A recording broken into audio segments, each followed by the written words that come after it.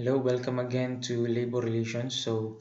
Um, we will now continue to discuss Title 7 regarding collective bargaining and administration of agreement.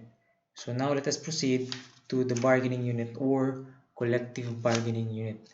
So we have initially discussed this bargaining unit in our discussions in labor organizations. But the rules define bargaining unit as a group of employees sharing mutual interest within a given employer unit comprised of all or less than all of the entire body of employees in the employer union or any specific occupational or geographical grouping within such employer unit. So, as we have previously discussed, uh, the terms of a collective bargaining agreement may not all be the same or may not all be applicable to all employees in the bargaining unit because that those employees do not share the same interest. Okay, so we have used an example in the airline industry, like there are kinds of employees such as the flight crew and the maintenance personnel of such airline company. Now, there may be provisions in the collective bargaining unit that will be applicable for the flight crew, but not applicable to the uh, maintenance personnel. So, necessarily, the law allows um, um, bargaining units to be composed or to be constituted for the flight crew and a different bargaining unit for the um, maintenance personnel.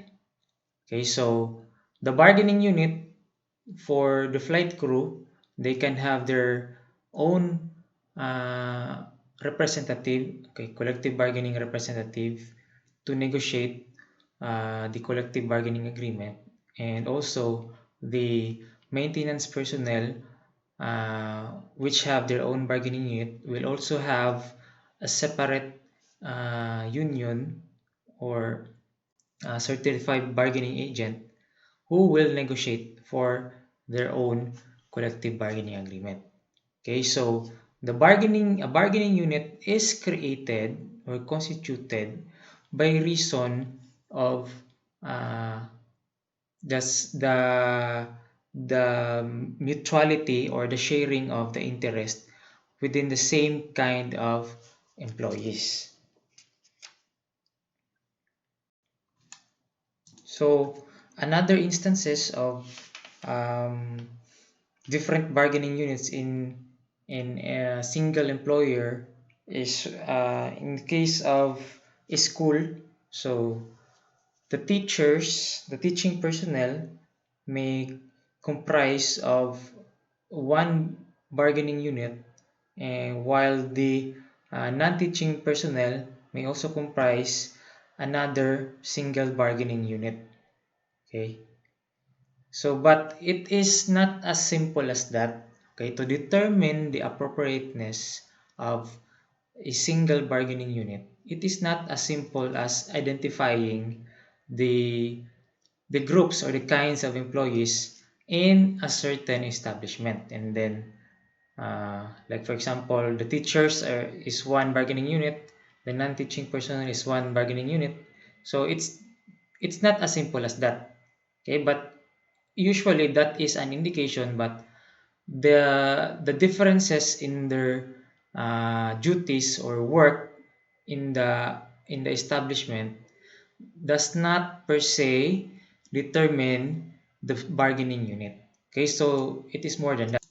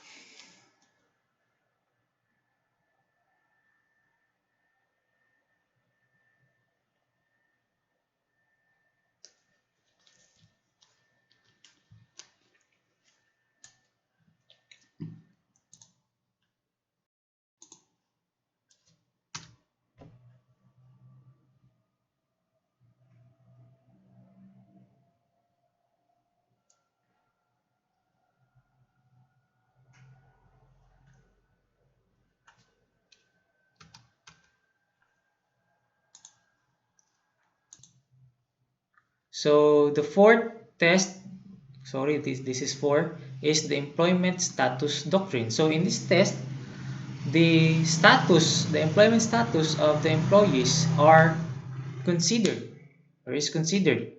So the grouping is determined by the employment status, and that classification is now considered in order to determine whether the bargaining unit is appropriate or acceptable.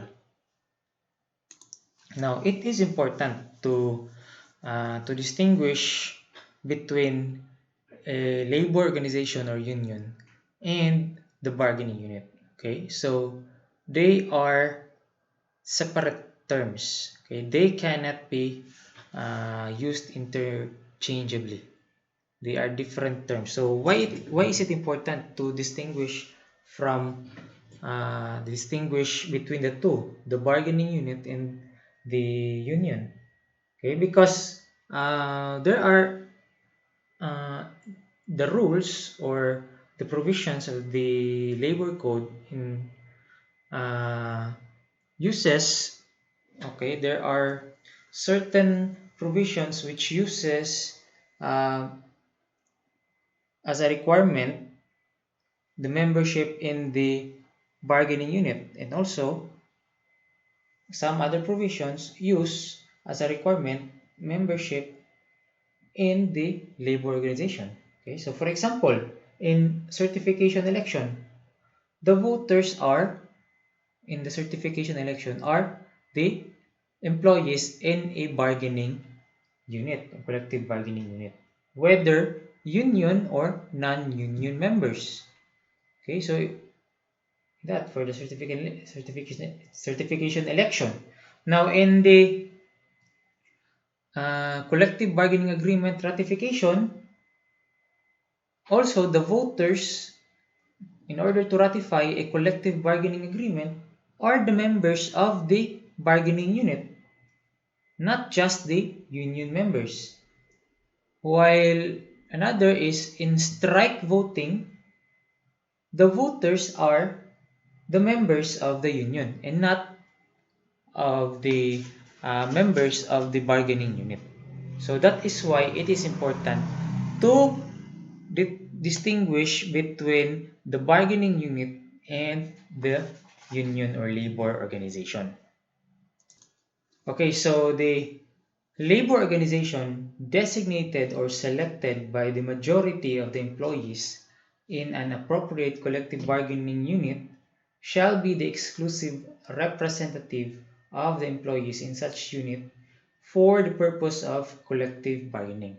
So kung sino man yung iboboto ng mga employees sa isang bargaining unit, okay, so sino yung iboboto nila na maging agent nila for the collective bargaining with the employer, okay, so that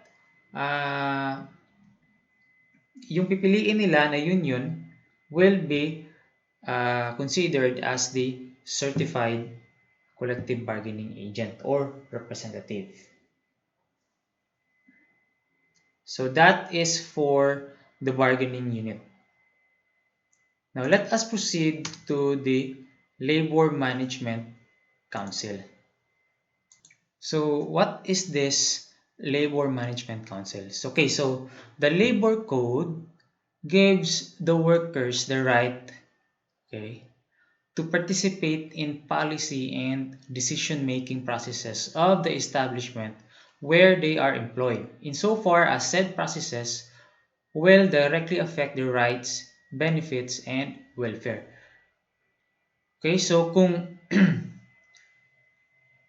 merong mga policies na kailangan i-decide yung establishment, which policies will affect the employees or the workers in that establishment, then ang mga workers, may karapatan sila na sumali doon sa decision-making process in determining the policies. that will affect their rights. Okay, so how do they participate in that decision-making process? That is through the Labor Management Council. Okay, so that is in a structure created within an establishment. Okay, for the purpose of um, promoting that right of the workers or facilitating the right of the workers to participate in the promulgation of policies, okay, participate in the decision making of creating the policies which affect their rights, benefits, and welfare. Okay, so that is the Labor Management Council. Now let us proceed to the determination of the bargaining agent.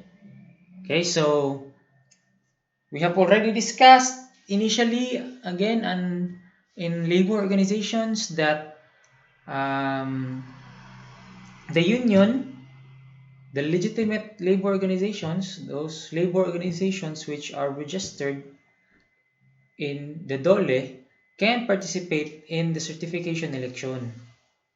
Okay, and whoever wins in that certification election, okay, so kung sino man legitimate labor organization na manalo sa certification election, siya yung magiging certified bargaining agent or representative, or in proper term, sole and exclusive bargaining agent or SEBA. Okay, so but again, the certification election is not the only process in which the the sole and exclusive bargaining agent is elected or certified or recognized in a certain bargaining unit. Okay, so that is not the only mode of selecting the certified bargaining agent. Okay, so there are other modes, but first we have to discuss, or we have to know, what are these organized establishment and unorganized establishment. Okay, so we must distinguish between the two. Okay, so organized establishment refers to an enterprise where there exists a recognized or certified sole and exclusive bargaining agent. So may SEBA may certified SEBA na organization. So organized na yan, na organized establishment na ang tawag dyan sa employer na yan. While ang unorganized is where no union has yet been duly recognized or certified as bargaining representative. Okay? So it could be na may legitimate labor organization or union na sa isang employer or establishment. Pero yung legitimate labor organization or union na yan, hindi pa siya certified bargaining agent. Okay, so the establishment or the employer still remains as an unorganized establishment. Okay, so what is important para mahimo siyang organized establishment is that legitimate labor organization in the establishment must become as or recognized as a sole and exclusive bargaining agent. Okay, so now let us proceed to the first mode of determining the certified bargaining agent. So the first mode is the request for sole and exclusive bargaining agent certification, or request for SEBA certification. Okay, so in this process, first is that the legitimate labor organization in the enterprise or establishment files a request with the regional office of the DOLE which issued the requesting union certificate of registration or certificate of creation of chartered local. So, first is mag-file ng request yung legitimate labor organization sa regional office of DOLE. Now, as a requirement, the request shall indicate the information required by the rules and be accompanied with other documents required. So, may mga requirements kasi yan na dapat i-submit or documents na dapat i-submit. Then, kung ano yung mga requirements, okay, so dapat i-comply siya. So, okay. Next niyan is the regional director shall determine whether the establishment is unorganized with only one legitimate labor organization. Okay, so mag-determine ang regional director whether unorganized ba, unorganized ba ang isang establishment, at saka ilan ba, isa lang ba, kung isa lang ba ang legitimate labor organization dyan sa establishment. Okay, because this request for SEBA certification is only applicable when the establishment is unorganized and there is only one legitimate labor organization therein. Okay, so dapat unorganized siya at isa lang ang legitimate labor organization doon sa isang employer or establishment. Because if the regional director finds that the establishment is unorganized but has more than one legitimate labor organization, that regional director shall refer the request to the election officer for the conduct of certification election. Okay, so unorganized pero for example, dalawa ang legitimate labor organization doon sa establishment, then hindi na pwede ang SEBA request for SEBA certification. The same effect if the regional director finds the establishment organized, so meaning may certified bargaining agent na dyan sa establishment, then the regional director shall refer the request to the med arbiter for determination of the propriety of conducting a certification election. Okay, sa kasi organized na, may existing na certified collective bargaining agent. So dapat mag-certification kung yung other union, may other legitimate union na gusto maging certified collective bargaining agent, so dapat certification election ang gawin.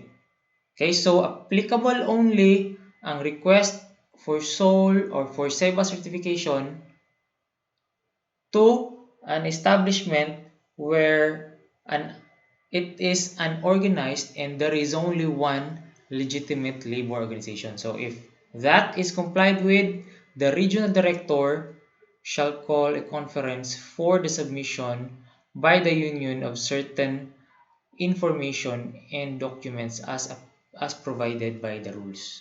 Okay, so the regional director will call a conference with that single or sole legitimate labor organization.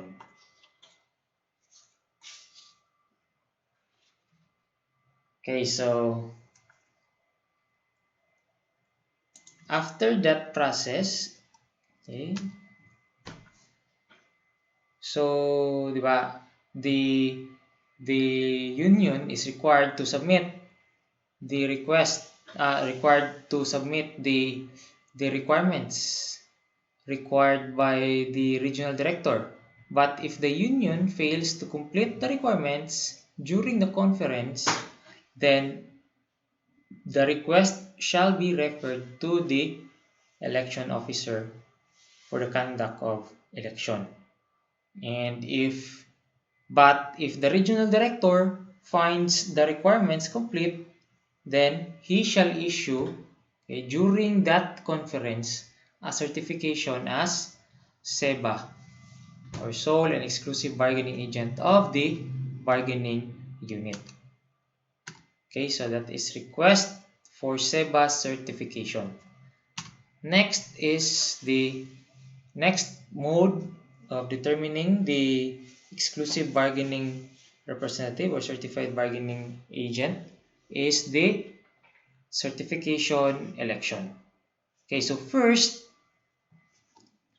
the legitimate labor organization who wants to be elected will file a petition for certification election with the regional office of the DOLE, which issued the requesting union's certificate of registration or certificate of creation of chartered local.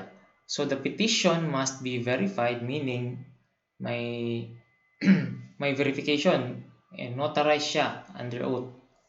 And then also, the petition must be supported by the written consent of at least 25% of all the employees in the bargaining unit. So take note, 25% of all the employees in the bargaining unit. Okay? And then next requirement is that the petition must be filed within the 60-day period before the expiration of the collective bargaining agreement. So doon sa freedom period. Okay, remember the representation aspect of the collective bargaining agreement, right? 60 days before the 5-year term. Okay, sana yun? Dito, yung 60 days. Dapat dito i-file ang petition for certification election. This 60 days freedom period. Because kung dito, hindi pwede yun na i-file ang petition for certification election. I-dismiss yan ng regional director or med arbiter.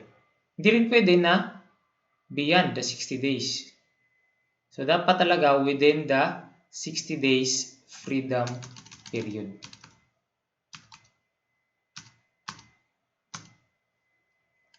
Okay, another requirement for certification election is that after that, or the next step is the med arbiter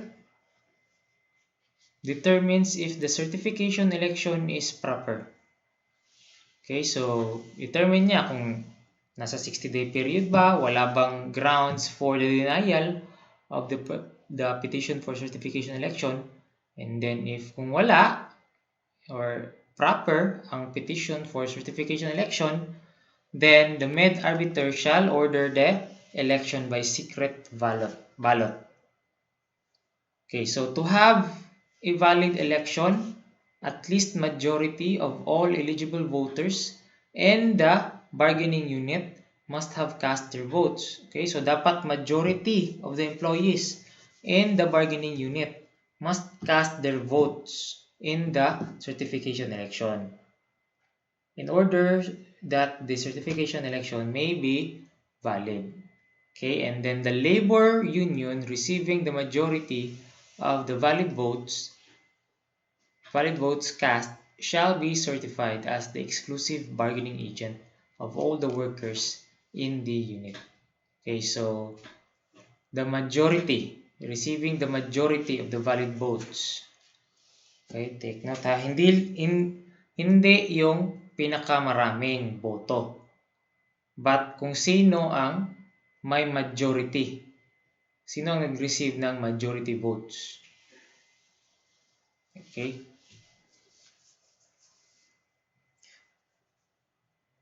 So, but it is not, okay, the med arbiter, it is not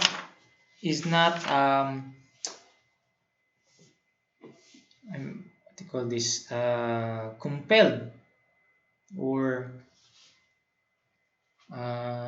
automatically grants the conduct of the certification election upon the filing of the petition for certification election. right?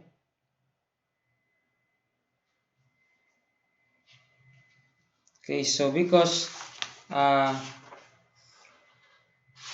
the the law, okay, does not reduce the med arbiter to an automaton which can instantly be set to impose by the mere filing of a petition for certification election. Okay, so the med arbiter is still tasked to satisfy himself or herself that all the conditions of the law for certification election are met. Okay, so hindi automatic yun na pag-file ng petition for certification election, mag-order agad ang med arbiter ng certification election. Okay? The med arbiter will still determine the appropriateness of the certification election. So with that saying that, so there are, it could be na the med arbiter can deny, okay, or dismiss the petition for certification election because of these grounds. Because of these certain grounds. First is the non-appearance for 2 consecutive scheduled conferences. So, if yung legitimate labor organization or union na nag-file ng petition for certification election, if hindi siya pumunta ng 2 beses, consecutive na 2 beses sa conference na schedule ng med arbiter, okay, then that would be a ground for the denial of the petition for certification election. Okay, so next is the unregistered, when the union is unregistered. Okay, so of course, diba, we all know that the registration of the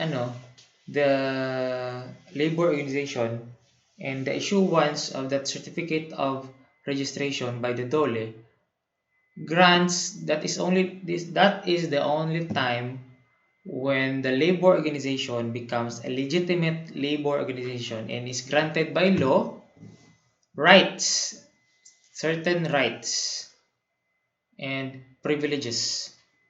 And kasama na doon na privilege is to participate in the certification election. Okay, so kung hindi registered ang union and then wala siyang right to participate in the certification election. Okay, so kung ang nag-file ng petition for certification election is hindi registered na union which is not, or which do not have the right to participate in the certification election, then that petition for certification election can be denied. Next is the when the charter or local chapter has no charter certificate. That is the same. That is analogous to unregistered union. Next is the absence of employment relationship. Okay, so if the members of the union have no employer, there is no employee relationship between the establishment and the members of the union, then there could be no certification election. That union cannot participate in the certification election. Next is the certification year bar rule. Okay, so in this ground for denial, okay, so in this case, no petition for certification election may be filed within 1 year from the date of a valid certification, consent, or runoff election. Okay, it is the petition for certification election may be allowed only after that 12-month period, provided no certified bargaining agreement is negotiated by the union. Kasi nga, if may certified bargaining agreement, then only within the freedom period lang pwede mag-file ng certification election. So next is the negotiation or deadlock bar. Okay, so if there is a deadlock between the employer and the employee, or the union deadlock in their negotiations, then there could be no certification election, or there should be no certification election to be conducted. Contract bar rule. So this is the 60-day freedom period. Okay, this is the rule which relates to the 60-day freedom period. So if the petition for certification election is conducted or is filed before the 60 days prior to the expiration of the representation aspect of the collective bargaining agreement, then such petition for certification election can be or should be denied by the med arbiter. And then the last ground for denial is the lack of support. Diba? If you could remember, the petition for certification election must be supported by at least 25% of all the employees in the bargaining unit. So if it is not complied with, then it is a ground for the denial of such petition for certification election. Okay, so that is for certification election. So next mode of determining the bargaining agent is the consent election. So this consent election refers to the process of determining through secret ballot the sole and exclusive bargaining agent of the employees for purposes of collective bargaining and negotiation voluntarily agreed upon by the parties with or without the intervention of the DOLE. So this is the only mode of determining the certified bargaining agent which can be conducted without the DOLE. So yung dalawa, yung request for SEBA certification at certification election, necessarily may intervention talaga ng DOLE. But dito sa consent election, pwede na walang intervention ng DOLE. Okay, because it is by the agreement of the employer and the legitimate labor organization or union. Okay, so let's proceed. So this is another important rule that should be remembered here in collective bargaining, is that the employer is a mere bystander in the process, in any process of or in the petition for certification election. Okay, so the employer is merely a bystander in that. The employer cannot oppose a petition for certification election because they are not considered as a party to the petition for certification election, even if that petition for certification election is filed by the employer. Okay, because the law in certain cases allows the employer to file a certification election in behalf of the unions or legitimate labor organizations in the establishment. But even though if that is the case, where the employer filed the petition for certification election, he is not a party to such petition for certification election. So therefore, he has no right to oppose. okay, the petition for certification election. Although, okay, the employer will have the right to be notified or informed of the petitions of such nature, and the employer also has the right to submit the list of employees during the pre-election conference. So, that ends our um, topic under Title VII regarding collective bargaining and administration of agreements. Okay, so now we are through. Okay, so with Title VII, we will proceed. Okay, next for our next topic, we will proceed to discuss Title VII-A regarding grievance machinery and voluntary arbitration. Okay, so thank you for listening.